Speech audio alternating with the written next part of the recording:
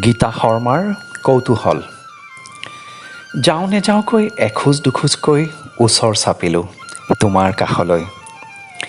মিশ্ৰিত ভাৱৰ বুৰবুৰণিবোৰে ফৰমুটিয়াইছিল। টুকুৰিয়াই সুধিছিল হেঁপাহৰ জীপাল মন বননিত, সঁহাৰি পাম নে নেপাম বা? দুৰু দুৰু কম্পন উঠিছিল হৃদয়ত।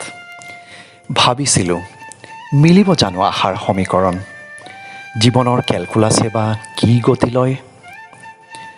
ভুমুকি মাৰিছিল বহু ৰঙৰ এক সানমিহলি আউল লগা প্ৰশ্ন কৌতূহলৰ। উত্তৰ বিচাৰি উজুতি নেখাওঁতো। মিলিব জানো নিমিলা অংক?